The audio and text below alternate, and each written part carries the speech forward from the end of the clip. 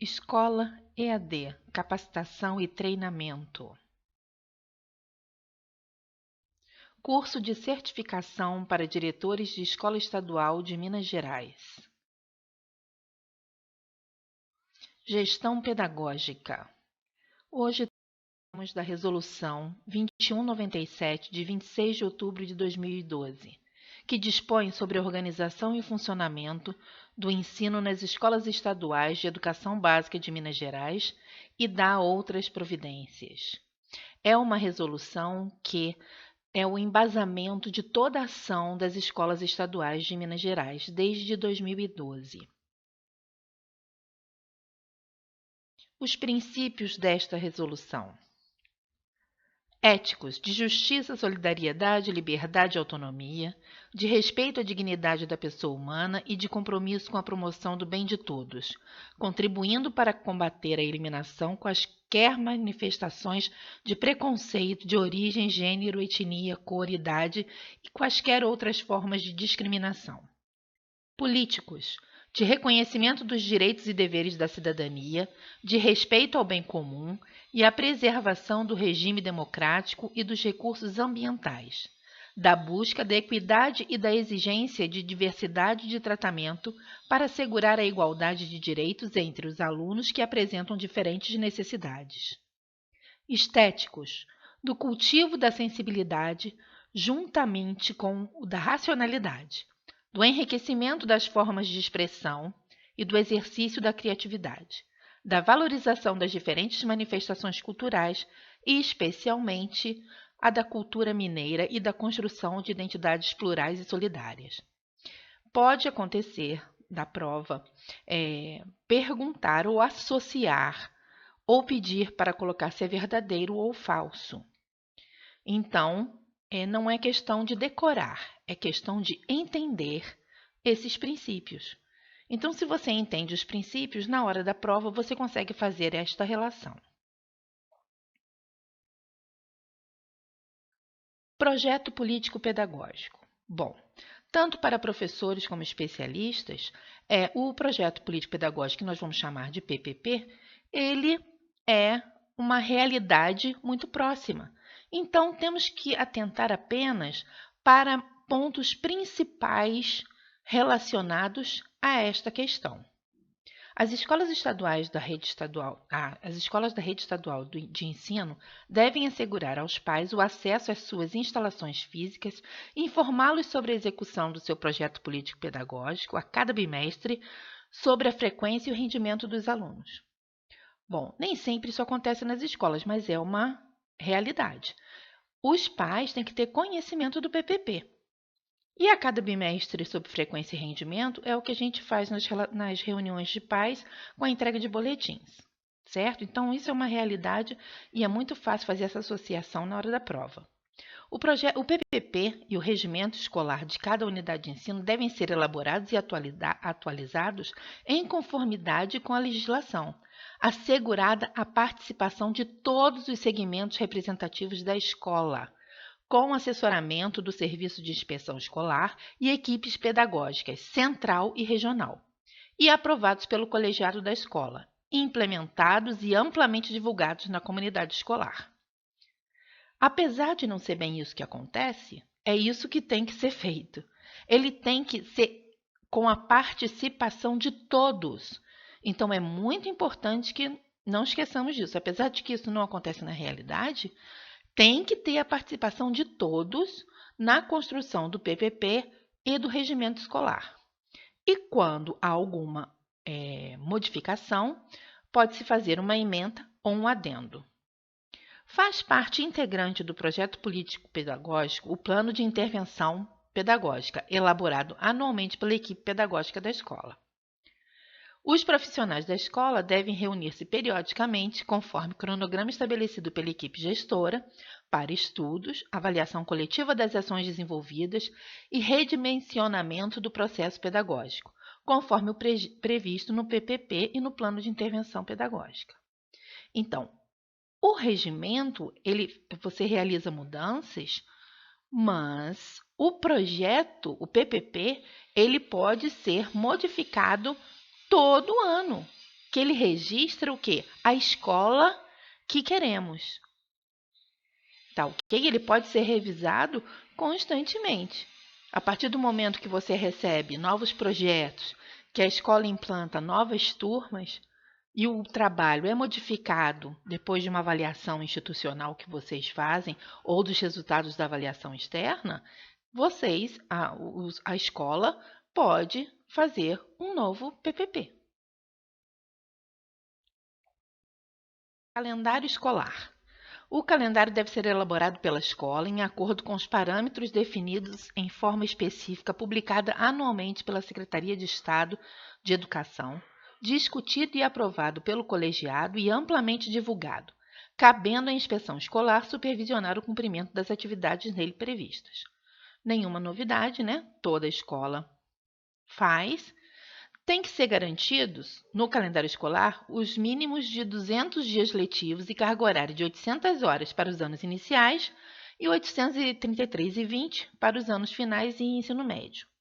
A escola deve oferecer atividades complementares para os alunos que, no ato da matrícula, não tiverem optado pelo componente curricular facultativo para cumprimento da carga horária obrigatória. Essas atividades complementares geralmente é o que acontece na educação de jovens e adultos, ok?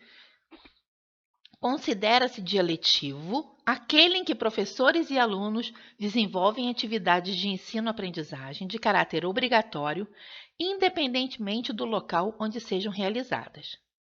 Considera-se dia escolar aquele em que são realizadas atividades de caráter pedagógico e administrativo, com a presença obrigatória do pessoal docente, técnico e administrativo, podendo incluir a representação de pais e alunos. Pode ser que aconteça na prova que peçam para você identificar se aquilo era um dia letivo ou um dia escolar, colocando uma atividade qualquer que você vai ter que caracterizar como letivo ou como dia escolar. Então, preste bastante atenção. Dia letivo é dia efetivo de atividade de aula que vai constar na matriz curricular como de ensino. E o dia escolar, não. O dia escolar é para outro tipo de atividade. Então, o cumprimento mesmo do currículo, da parte curricular, é do dia letivo. O dia escolar, não. A organização do tempo escolar. Bom, a jornada escolar do ensino fundamental deve ser de, no mínimo, 4 horas de trabalho diário, excluído o tempo destinado ao recreio. Respeitados os dispositivos legais, compete à escola proceder à organização do tempo escolar do ensino fundamental e médio, assegurando a duração da semana letiva de 5 dias. Poderá ser organizado horário escolar com aulas geminadas de um mesmo componente escolar, para melhor desenvolvimento do processo de ensino-aprendizagem. Isso é básico, né? Então, não tem muita dúvida em relação a isso, faz parte do nosso cotidiano. Atendimento da demanda da matrícula, da frequência e da permanência. O encaminhamento da população com idade escolar ao ensino fundamental é formalizado por meio do cadastro escolar, cujo processamento se faz mediante ação conjunta da Secretaria de Estado com as secretarias municipais, obedecidos os critérios definidos em norma específica. Será garantida ao aluno de ensino fundamental, anos iniciais ou finais, a continuidade de seus estudos em outra escola pública ou ensino médio quando a escola onde iniciou seu percurso não contar com todas as etapas da educação básica. Todo ano é feita a renovação dessa matrícula, né? Então, a escola deve renovar e efetivar a matrícula dos alunos a cada ano letivo, sendo vedada qualquer forma de discriminação, em especial aquelas decorrentes de origem, gênero, etnia, cor e idade. A matrícula dos alunos poderá ocorrer em qualquer época do ano. Isso é muito importante. Ela pode ser feita em qualquer época do ano. E nas escolas onde é por módulo ou semestre, a renovação de matrícula acontece não em cada ano, né? Mas em cada semestre letivo ou módulo letivo.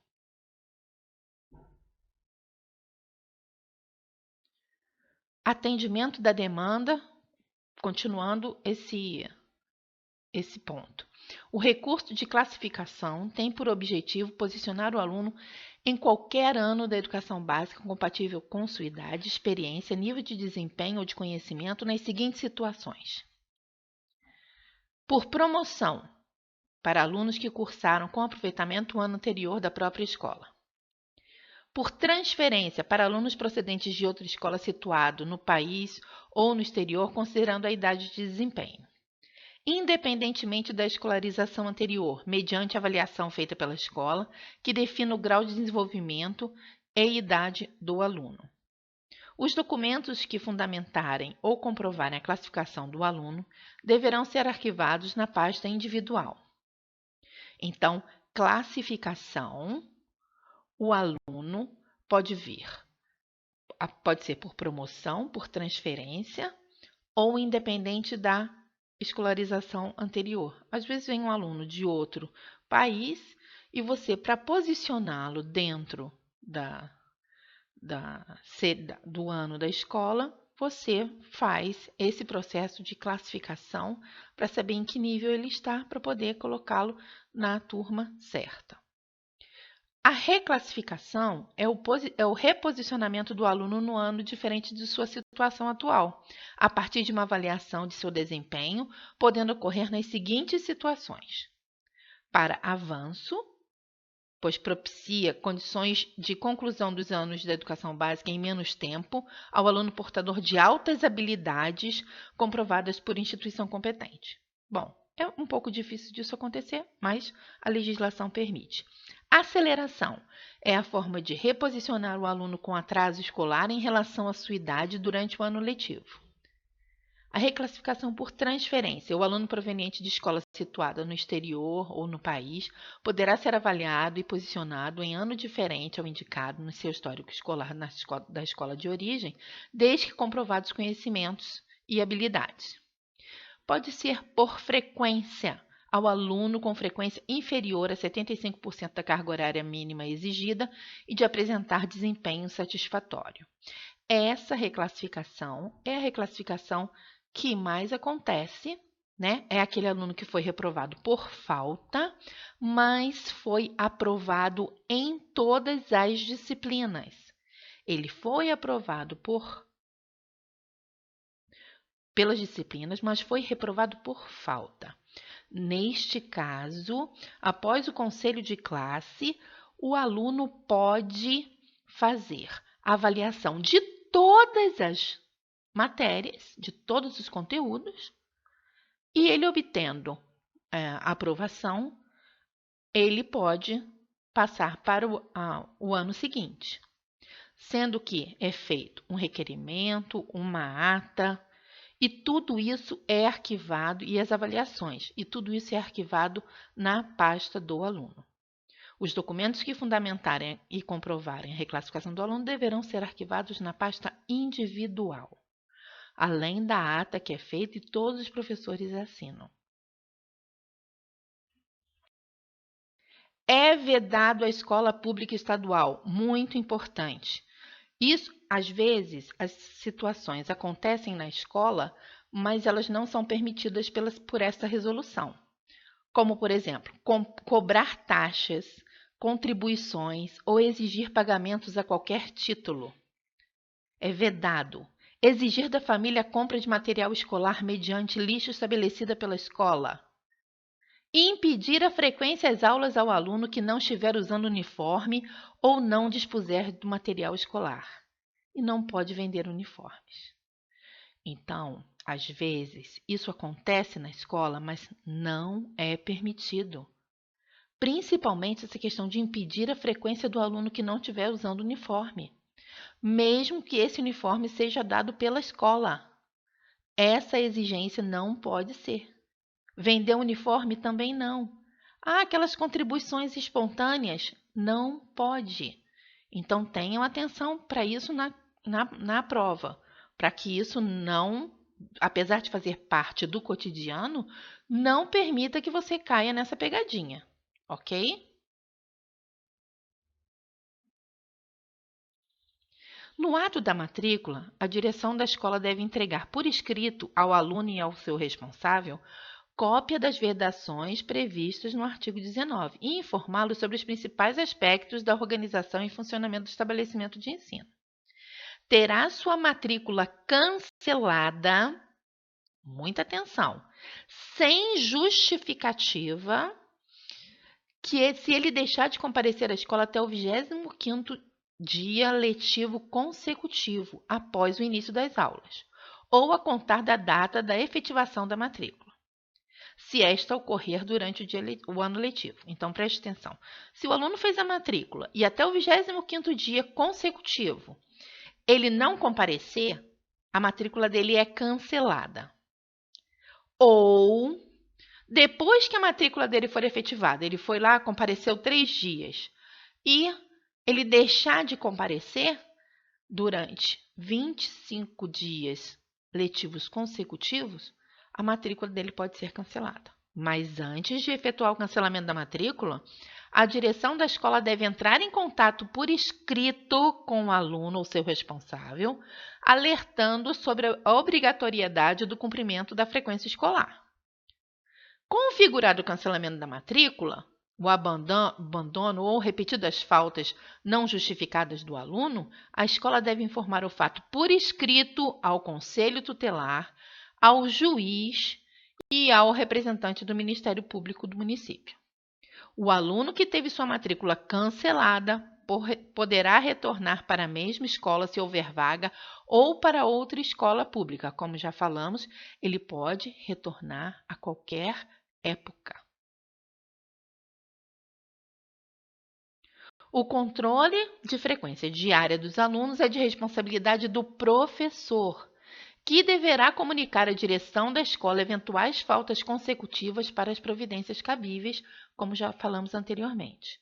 O estabelecimento de ensino, após apurar a frequência do aluno e constatar a ausência superior a 5 dias letivos consecutivos ou 10 dias alternados no mês, deverá entrar em contato por escrito com a família ou responsável pelo aluno faltoso, com vistas a promover seu imediato retorno às aulas e regularização da frequência escolar. Então, cancelar são 25 dias, mas o professor ele tem obrigação de comunicar à direção se a ausência do aluno for superior a 5 dias letivos consecutivos ou 10 alternados, que é para ele já tomar as providências. O dirigente do estabelecimento de ensino remeterá ao conselho tutelar, ao juiz competente da comarca e ao respectivo representante do Ministério Público a relação nominal dos alunos cujo número de faltas atingir 15 dias letivos consecutivos ou alternados, e também ao órgão competente no caso de um aluno cuja família é beneficiada por programas de assistência vinculados à frequência escolar, como Bolsa Família, né? Então, eles vão comunicar que aí, no caso, eles vão perder esse benefício desse programa. Então, essa questão já tivemos questões como essa nas provas anteriores.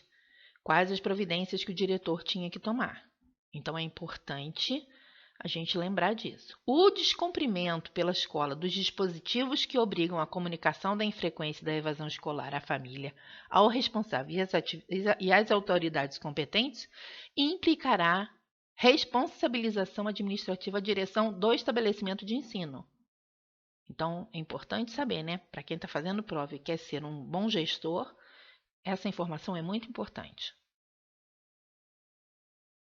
Etapas e modalidades da educação básica. Então, nós vamos fazer uma diferenciação entre etapas e modalidades, tá? E cuidado na prova com essas pegadinhas. O que é etapa e o que é modalidade. Etapas da educação básica. A educação básica tem por finalidade desenvolver o educando, assegurar-lhe formação comum indispensável para o exercício da cidadania e fornecer-lhe meios para progredir no trabalho e em estudos posteriores. A transição entre as etapas da educação básica, educação infantil, ensino fundamental e ensino médio deve assegurar formas de articulação das dimensões orgânica e sequencial que garantam aos alunos um percurso contínuo de aprendizagem com qualidade, que a gente consegue, na realidade, verificar que nem sempre isso acontece. A rede estadual de ensino oferece com prioridade o ensino fundamental e o ensino médio, e atende à educação infantil e pré-escola somente em escolas indígenas. Importante, hein? Pode ser que caia uma questão dessas na prova. A pré-escola na rede estadual, ela é oferecida a educação infantil, pré-escola, somente em escolas indígenas.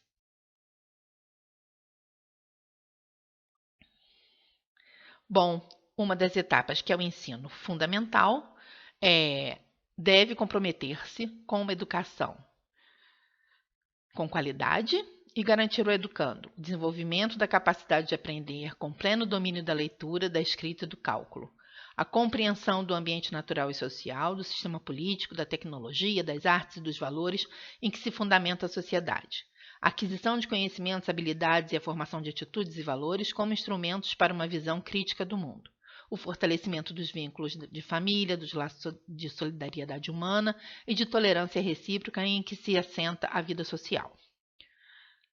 Bom, isso para especialista e professor não é nenhuma novidade, tenho certeza que vocês vão dominar muito bem essa questão. O ensino fundamental deve promover um trabalho educativo de inclusão, que reconheça e valorize as experiências e habilidades individuais do aluno, atendendo às suas diferenças e necessidades específicas, possibilitando assim a construção de uma cultura escolar acolhedora, respeitosa e garantidora do direito e uma educação que seja relevante, pertinente e equitativa. Perfeito.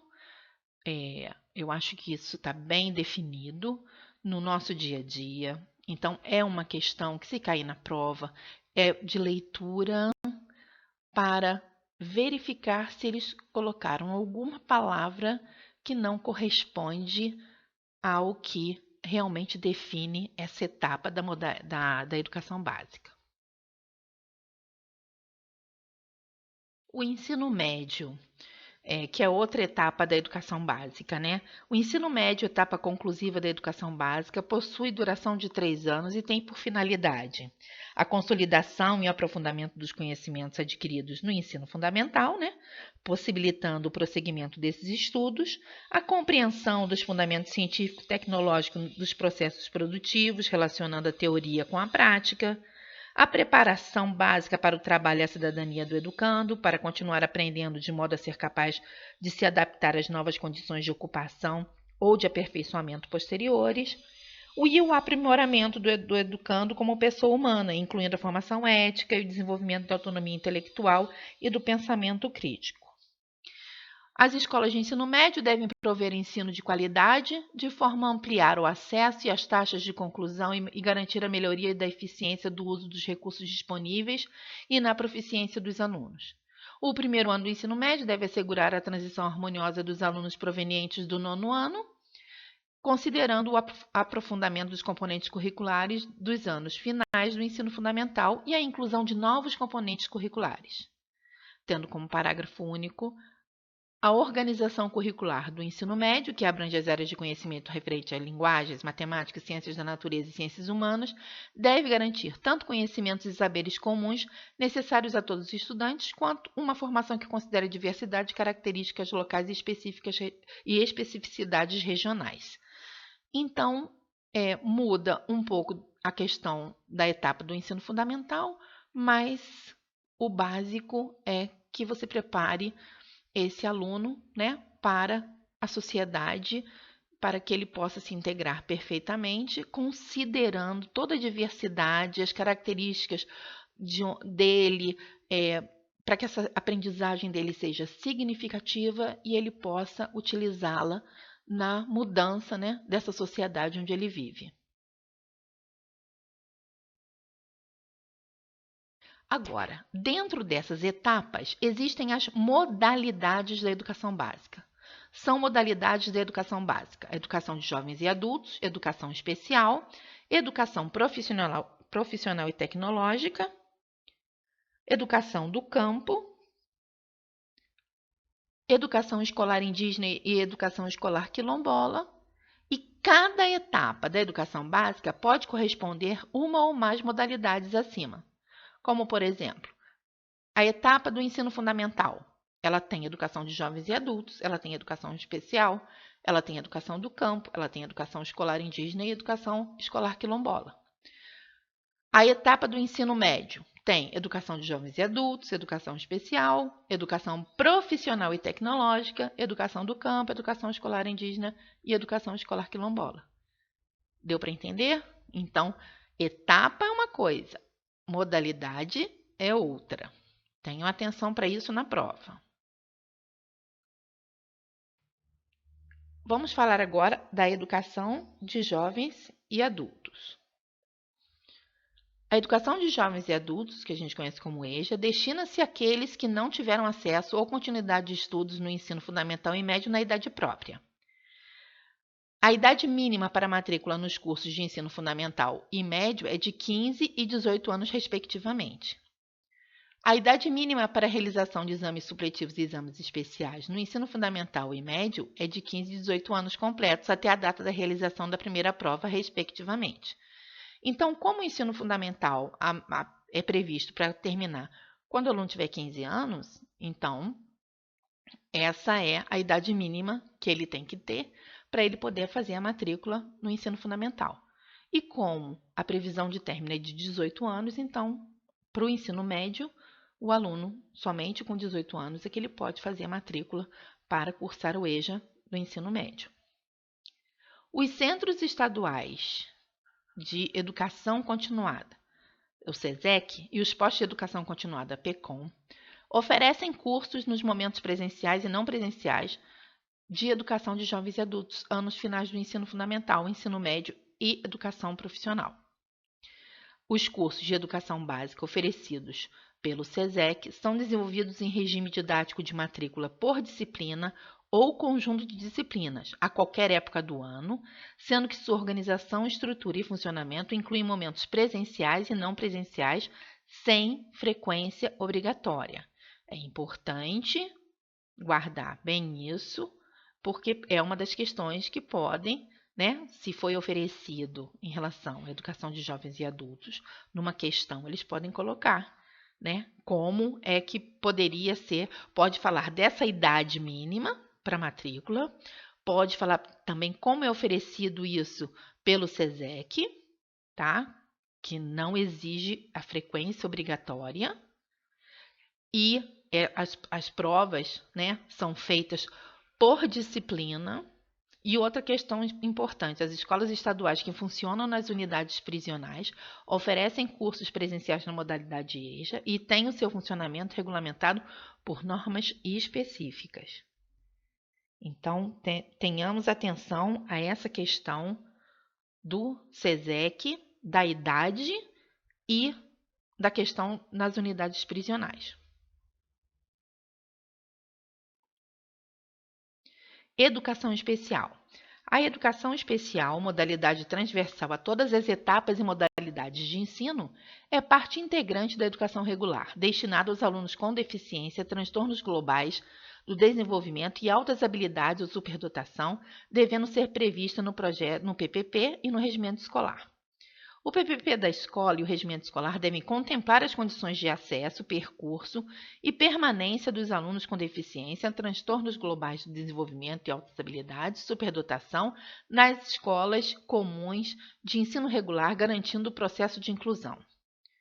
O atendimento educacional especializado deve identificar, elaborar, organizar e oferecer os recursos pedagógicos de acessibilidade que eliminem as barreiras para a plena participação dos alunos, considerando suas necessidades específicas em constante articulação com os demais serviços ofertados. Bom, nós sabemos que quando o aluno possui laudo e ele é inserido no CIMAD ele recebe o professor que vai acompanhá-lo nas atividades dentro de sala de aula. Ok? Vamos prosseguir.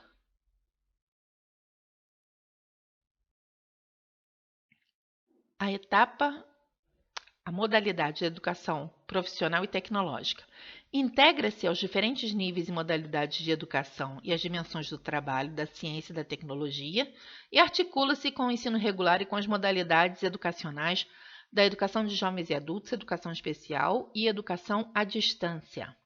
Na modalidade de educação profissional e tecnológica, os cursos são oferecidos pela Rede Mineira de Formação Profissional Técnica de Nível Médio da Secretaria de Estado de Educação, obedecidos os critérios definidos em norma específica, que são as normas da rede. Muitas escolas regulares estão recebendo turmas de ensino profissional, que possui uma estrutura diferente das escolas de ensino regular. Elas são em módulos de 100 dias e geralmente os cursos têm 3 módulos e existe uma dinâmica, quer dizer, uma logística um pouco diferente do ensino regular, mas o concurso não contemplou essa modalidade de ensino especificamente. Então, o básico que nós temos que saber é isso aqui. Os conservatórios estaduais de música têm suas ações voltadas para a formação profissional de músicos em nível técnico, a educação musical e a difusão cultural. Para ingresso nos cursos técnicos de nível médio, o aluno deve apresentar certificado de conclusão do ensino fundamental e submeter-se a exame de capacitação na forma regimental. Isso em relação ao conservatório de música. Ao ensino, à educação técnica da rede, não há exame de capacitação nenhuma, tá? Basta fazer a matrícula. Agora, para o ensino, o conservatório de música, é exigido o exame de capacitação. Os conservatórios estaduais de música devem articular com as escolas de ensino fundamental e médio para o cumprimento dos dispostos nos incisos desse artigo.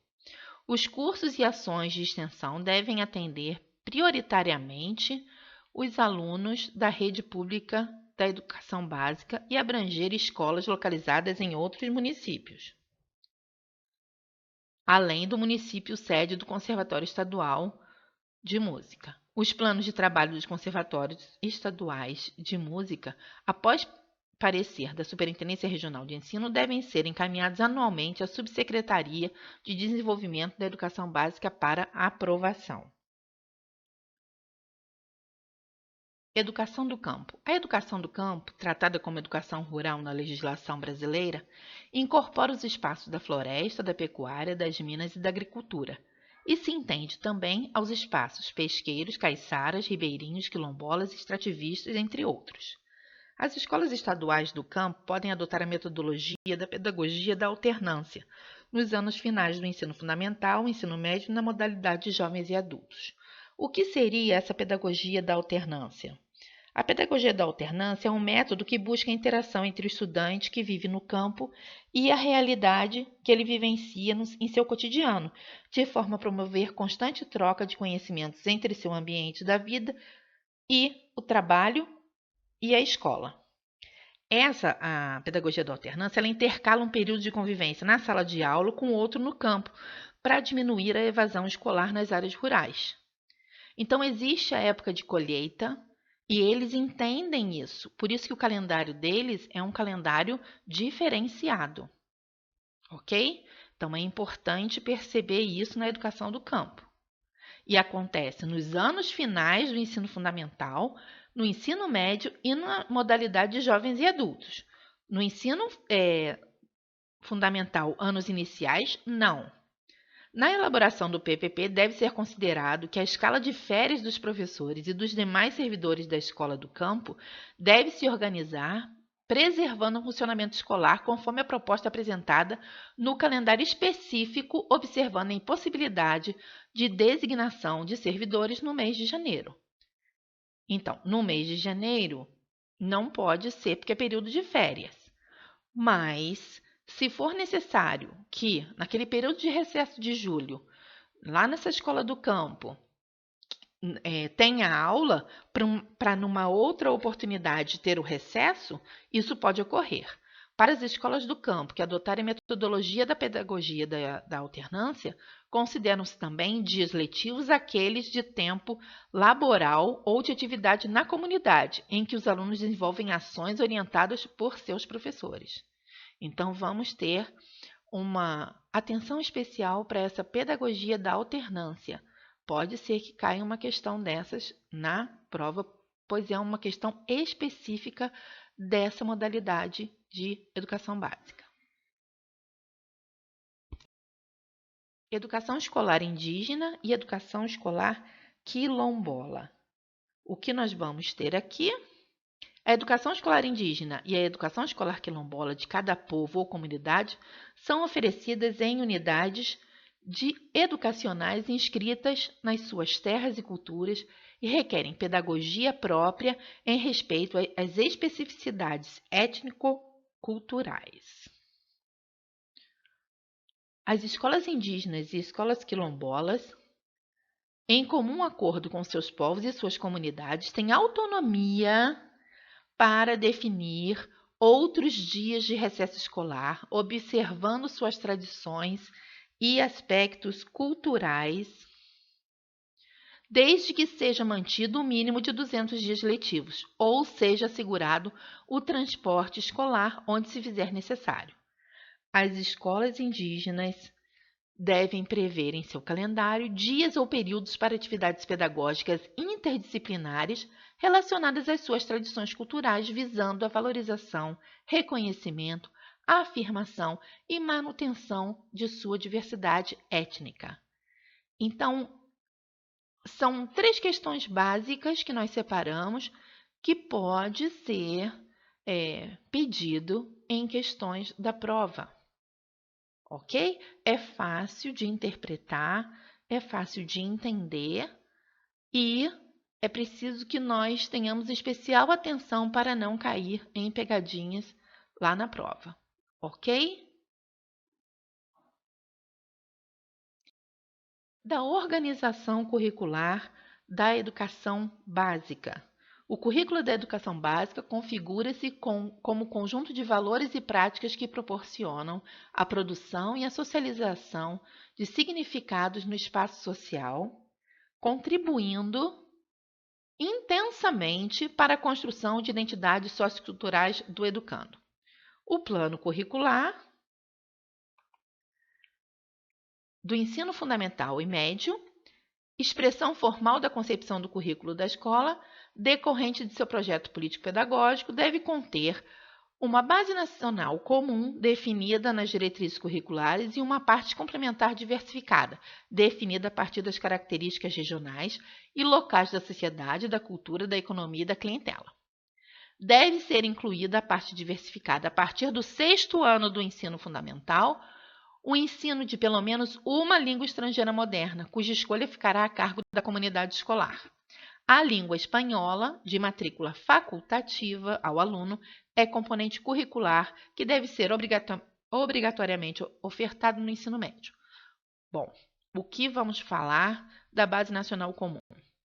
Ainda não está implantada, então não vamos pensar nessa nova base curricular. Ok? Vamos ficar com o que temos, não vamos confundir, para que não haja uma interpretação errada.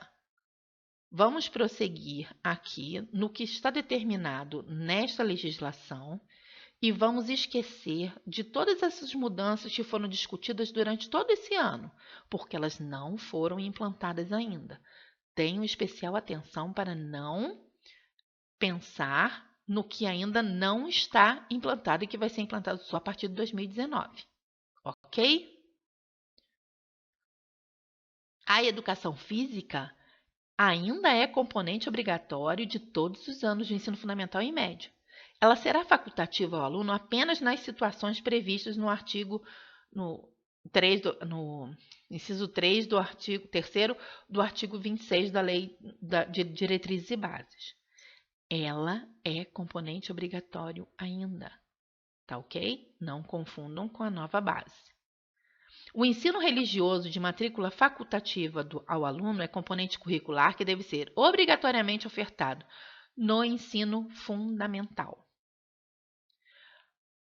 A música constitui conteúdo obrigatório, mas não é exclusivo do componente curricular arte, o qual compreende também as artes visuais, o teatro e a dança.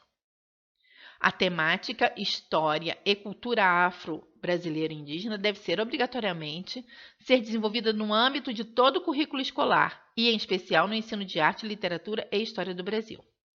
Não podemos esquecer dos temas transversais, que é uma outra questão que pode ir para a prova, que são relativos à saúde, sexualidade e gênero, vida familiar e social, direito das crianças e adolescentes, direito dos idosos, educação ambiental, educação em direitos humanos, educação para o consumo, educação fiscal, educação para o trânsito, trabalho, ciência, integradamente, ciência e tecnologia, diversidade cultural, dependência química, higiene bucal, educação alimentar e nutricional, tratados transversal e integradamente determinados ou não por leis específicas.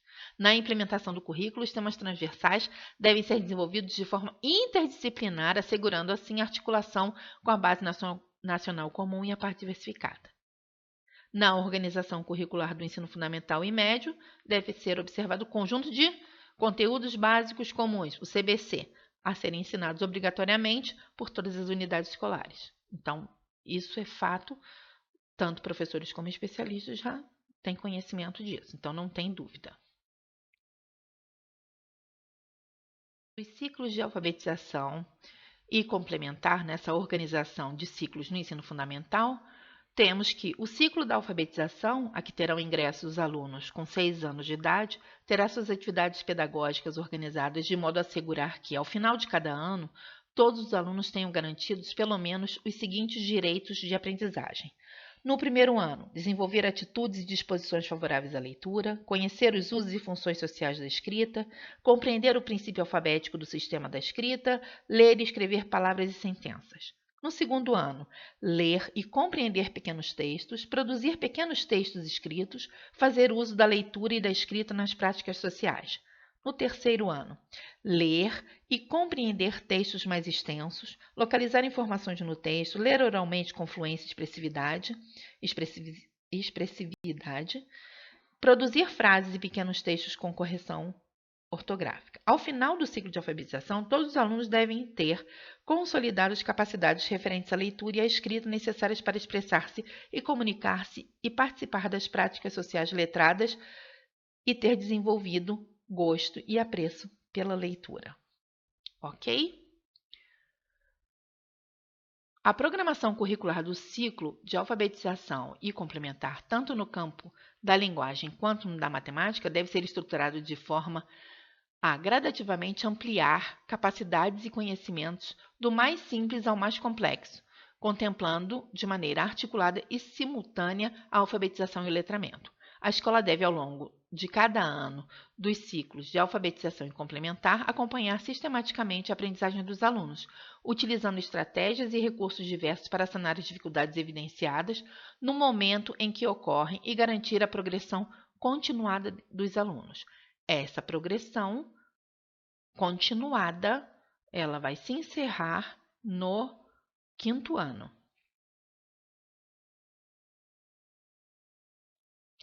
Ciclo intermediário e da consolidação.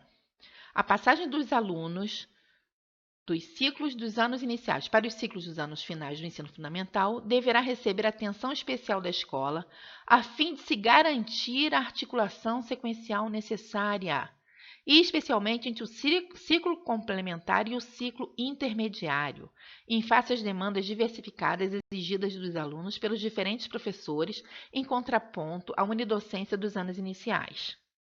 Então, percebam, tem que ter uma sequência. O aluno sai do ensino fundamental, anos iniciais, com somente um professor ou 2 para as disciplinas e passa para o ensino fundamental, anos finais, onde ele vai ter diversos professores, e isso é uma diferença grande, além do que essa articulação ela às vezes causa uma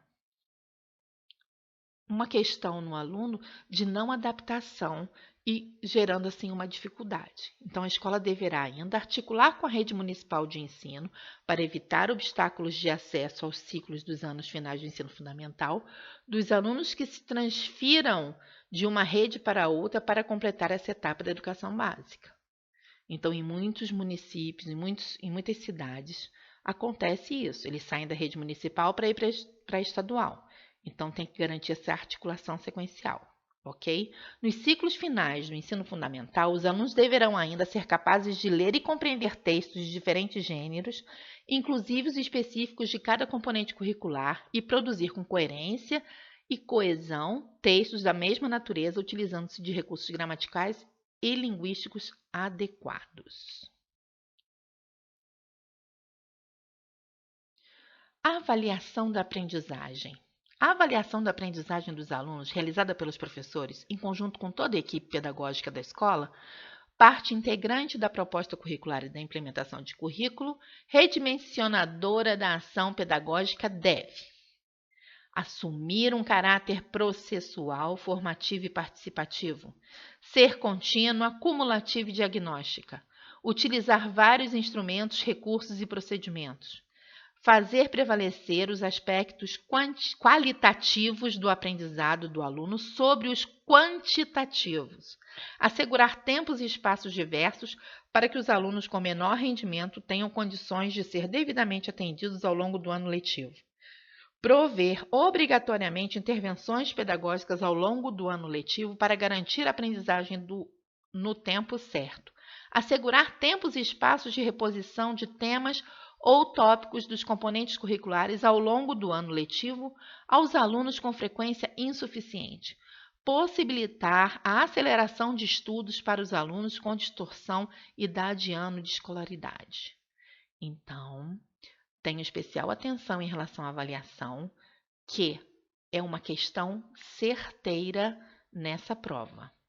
Vai ter uma ou duas questões de avaliação com, é claro, eles apresentam a situação e nós vamos fazer a análise desta situação. Então, são oferecidos aos alunos várias oportunidades de avaliação e prevalecendo sempre o aspecto qualitativo. Então, vamos em frente. Na avaliação da aprendizagem, a escola deverá utilizar procedimentos, recursos de acessibilidade e instrumentos diversos, tais como a observação, o registro descritivo e reflexivo, os trabalhos individuais e coletivos, os portfólios, exercícios, entrevistas, provas, testes, questionários, adequando-os à faixa etária e às características de desenvolvimento do educando e utilizando a coleta de informações sobre a aprendizagem dos alunos como diagnóstico para intervenções pedagógicas necessárias. As formas e procedimentos utilizados pela escola para diagnosticar, acompanhar e intervir pedagogicamente no processo de aprendizagem dos alunos devem expressar com clareza o que é esperado do educando em relação à sua aprendizagem e ao que foi realizado pela escola, devendo ser registrados para subsidiar as decisões e informações sobre sua vida escolar. A análise dos resultados da avaliação interna da aprendizagem realizada pela escola e os resultados do Sistema Mineiro de Avaliação da Educação Pública, o CIMAV, constituído pelo Programa de Avaliação da Rede Pública da Educação Básica, PROEB, pelo Programa de Avaliação de Alfabetização, PROALFA, e pelo Programa de Avaliação de Aprendizagem Escolar, PAI, devem ser considerados para elaboração anualmente pela escola do plano de intervenção pedagógica. Então, todos esses resultados, essa análise, é que elas vão ser utilizadas para que mude, né, que a gente faça uma reflexão sobre nossa prática e que mude para que os resultados sejam melhores. A progressão continuada com aprendizagem e sem interrupção nos ciclos de alfabetização e complementar está vinculada à avaliação contínua e processual que permite ao professor acompanhar o desenvolvimento e detectar as dificuldades de aprendizagem apresentadas pelo aluno, no momento em que elas surgem, intervindo de imediato com estratégias adequadas para garantir as aprendizagens básicas. A progressão continuada nos anos iniciais do ensino fundamental devem estar apoiadas em intervenções pedagógicas significativas com estratégias de atendimento diferenciado para garantir a efetiva aprendizagem dos alunos no ano em curso. Então, não vamos esquecer, da progressão continuada nos anos iniciais. Ok? Não vamos confundir com a progressão parcial, que é outro tipo e que só acontece essa progressão em outra etapa. As escolas e os professores, com o apoio das famílias e da comunidade, devem envidar esforços para assegurar o progresso contínuo dos alunos no que se refere ao seu desenvolvimento pleno e à aquisição de aprendizagens significativas, lançando mão de todos os recursos disponíveis. E ainda, a progressão parcial, que deverá ocorrer a partir do 6º ano, desde para o ensino médio e no ensino médio, é o procedimento que permite ao aluno avançar em sua trajetória, possibilitando-lhe novas oportunidades de estudos no ano letivo seguinte, naqueles aspectos dos componentes curriculares nos quais necessita ainda consolidar conhecimentos, competências e habilidades básicas. Poderá beneficiar-se da progressão parcial em até 3 componentes curriculares o aluno que não tiver consolidado as competências básicas exigidas e que apresentar dificuldades a serem desenvolvidas no ano subsequente. O aluno em progressão no 9º ano, ele pode ter sua matrícula garantida no 1º ano. Antigamente, ele não podia. Ele tinha que resolver a progressão no 9º ano. Agora, ele pode prosseguir para o ano seguinte, onde deve realizar estudos necessários e superação das deficiências e aprendizagens evidenciadas nos temas ou tópicos no respectivo componente curricular.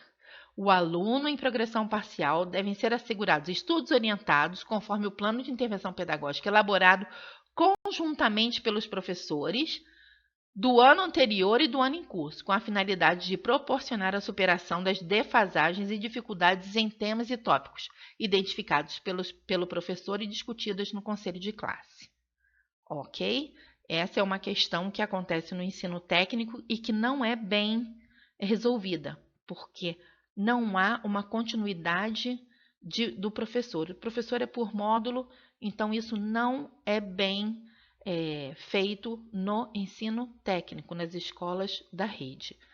Do ensino regular, sim, porque é possível dar continuidade no próximo ano. Os estudos previstos no plano de intervenção pedagógica devem ser desenvolvidos obrigatoriamente pelos professores do componente curricular do ano letivo imediato ao da ocorrência da progressão parcial. O cumprimento do processo de progressão parcial pelo aluno poderá ocorrer em qualquer época do ano letivo seguinte, uma vez resolvida a dificuldade evidenciada no tema ou tópico do componente curricular. Então, não existe um período, ele pode, se ele foi feito um trabalho com ele e ele conseguiu o desenvolvimento e conseguiu adquirir o que ele necessitava, essa progressão pode parar, ele vai ser aprovado, vai ser lançada a nota dele no CIMAD e ele vai dar prosseguimento normalmente, ok? A escola deve utilizar-se de todos os recursos pedagógicos disponíveis e mobilizar pais e educadores para que sejam oferecidas aos alunos do 3º ano médio, do ensino médio, condições para que possam ser vencidas as dificuldades ainda existentes, considerando que o aluno só concluirá a educação básica quando tiver obtido aprovação em todos os componentes curriculares. É exigida do aluno a frequência mínima obrigatória de 75% da carga horária anual total. No caso de desempenho satisfatório do aluno e de frequência inferior a 75%, ele vai poder usar a reclassificação para posicionar o aluno no ano seguinte de seu percurso escolar, como nós já falamos anteriormente.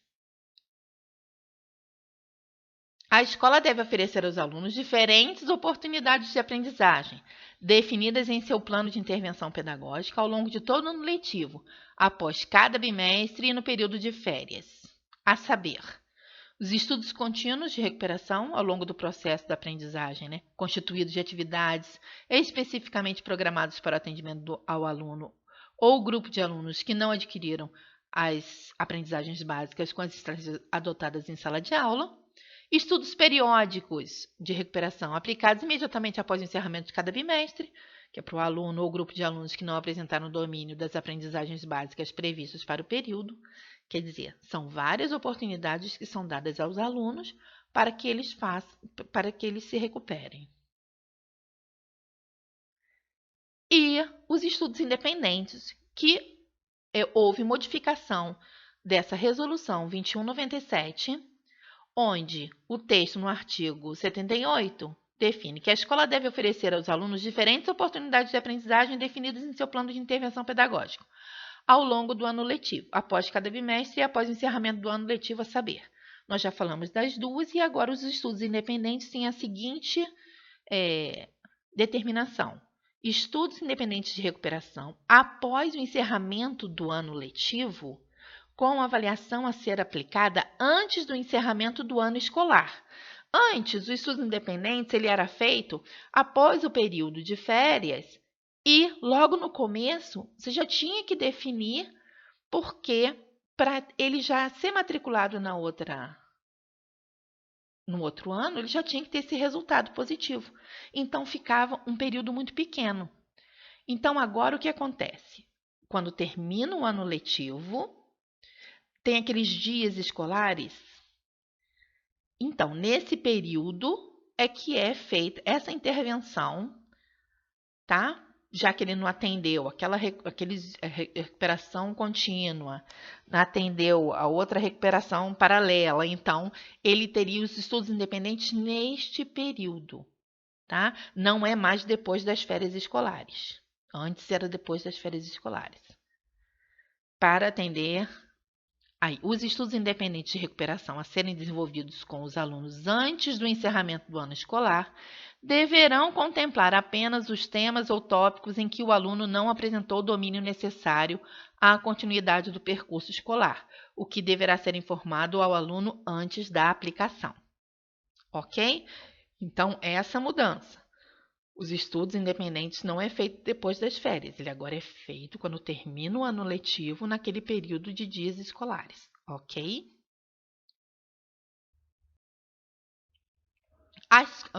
Quanto ao desempenho da escola e da publicidade dos atos, a escola deve divulgar amplamente os dados e informações relativos a medidas, projetos, propostas e ações desenvolvidas e previstas pela escola para melhorar sua atuação e seus resultados educacionais, indicadores e estatísticas do desempenho escolar dos alunos e resultados obtidos pela escola nas avaliações externas. Considera-se relevante para o cumprimento do que estabelece o caput deste artigo informar o número de alunos matriculados por ciclo ou ano escolar, o resultado do desempenho dos alunos de acordo com a etapa e modalidade da educação básica, medidas adotadas no sentido de melhorar o processo pedagógico e garantir o sucesso escolar, percentual de alunos em abandono por ano e as medidas para evitar a evasão, taxas de distorção idade, ano de escolaridade e as medidas adotadas para reduzir esta distorção. Compete à escola manter atualizados os dados da Secretaria Escolar e do Sistema Mineiro de Administração Escolar, o CIMAD, bem como o Registro Estatístico Escolar Nacional Anual, e organizados de acordo com as normas estabelecidas pelos respectivos sistemas. Os projetos e ações propostos pela unidade de ensino devem ser desenvolvidos de maneira integrada ao PPP e estar alinhados com as diretrizes da Secretaria de Estado de Educação. A direção da escola poderá buscar parcerias para o desenvolvimento de suas ações e projetos junto a associações diversas, instituições filantrópicas, iniciativa privada, instituições públicas e comunidade em geral, propondo à Secretaria de Estado de Educação, quando for o caso, a assinatura de convênios ou instrumentos jurídicos equivalentes para viabilizar as referidas parcerias. Ficamos por aqui, pessoal. Esperamos que realmente vocês tenham aproveitado este vídeo para relembrar, já que essa resolução é uma resolução que faz parte do nosso dia a dia e que está bem viva, né, na nossa memória, ok? Um bom estudo para todos.